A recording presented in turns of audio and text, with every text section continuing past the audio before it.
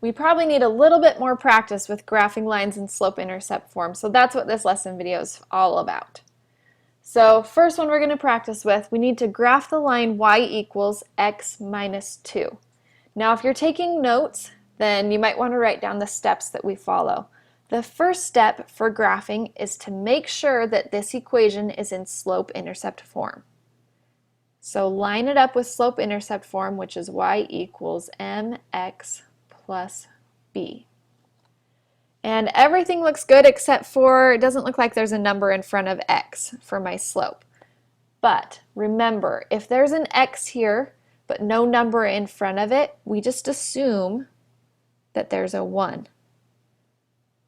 Okay, because there's an x, so that means there's one x here. Okay, so this is looking like it's in slope-intercept form, so this is good, we can proceed.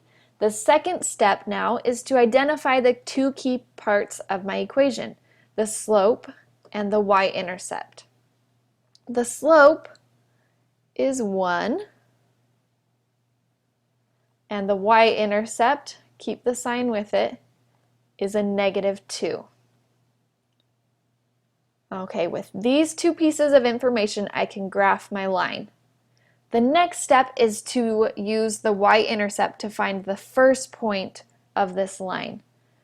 So if the y-intercept is negative 2, that means on the y-axis, my line will cross right at negative 2. An easy point to find, so always start with finding the y-intercept point. The next step after that is to use the slope to find the next point. So remember, slope is the rise over the run, and rise over run is a fraction, 1 is not a fraction. So in order to make 1 a fraction, I'm just going to write it over 1. Because 1 over 1 doesn't change the value, it's still equal to 1, it just makes it look like a fraction, so it's easier for me to see that 1 is the rise and 1 is the run. Okay, so remember, start from the y-intercept point and then rise and run. So I'm going to rise 1 from this point and run 1 from this point. And that gives me a second point on my line.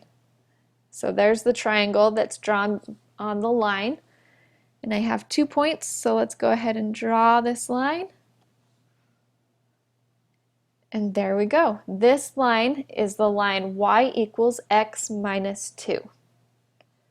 Okay, one last example.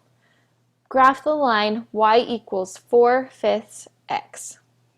Now remember, the first thing we need to do is make sure this is in slope-intercept form.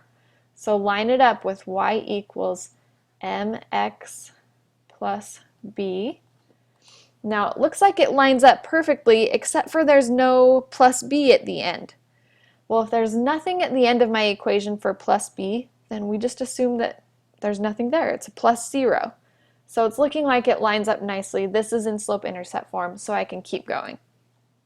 The next step is to identify the slope and the y-intercept.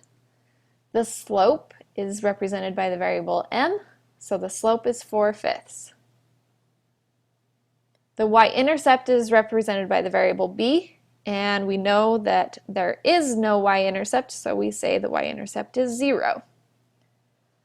Okay, we have these two important pieces of information. Now we can start graphing this line. So we always want to start with the y-intercept, and remember this is where my line crosses the y-axis. So on the y-axis, there's a point at 0. 0, 0 to be precise. Okay, easy point to find. Now we use the slope to find the next point. Remember that slope is rise over the run. So that means the rise is 4 and the run is 5. So starting from the y-intercept, so starting from a point on my line, I'm going to rise 4 and run 5. And where I end up, that's another point on my line. So this is the triangle that I would have drawn on my line to find the slope. So just draw in the line between those 2 points. And this is the line y equals 4/5 x.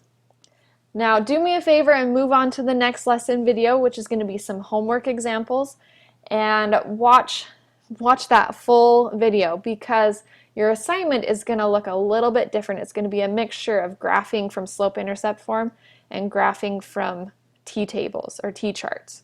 So watch a few of those examples before you get started on your assignment.